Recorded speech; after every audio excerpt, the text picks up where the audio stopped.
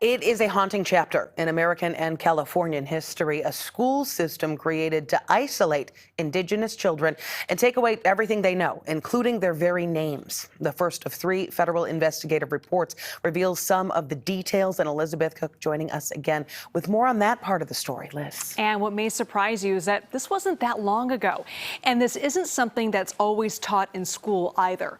The truth is, Indian boarding schools were prevalent here in the U.S. and California, and that many of the young students who were forced to go to these schools never returned home. Tucked between a busy street and a suburban hillside in Riverside County lies a painful reminder of the past. Our children deserve to be found. Our children deserve to be brought home. In this old school cemetery, at least 65 Indigenous children are buried. Their remains are far away from their homes. Each of those children is a missing family member. Why are these children buried here?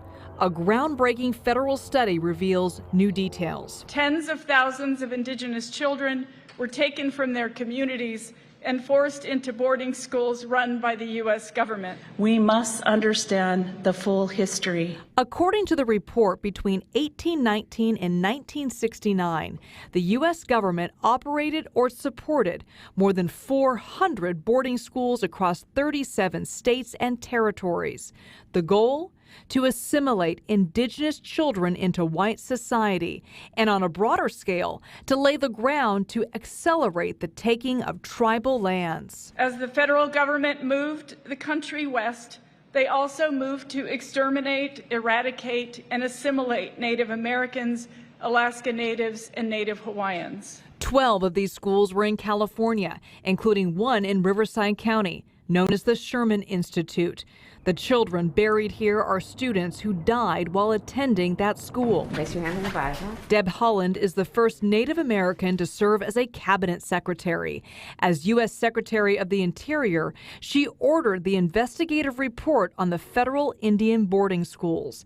At these schools, children were forced to give up everything they knew. The languages, cultures, religions, traditional practices, and even the history of Native communities, all of it was targeted for destruction. Our language was almost extinct. Philip Williams is a tribal leader for the Yurok, the largest tribe in California, located on a reservation in Del Norte and Humboldt counties.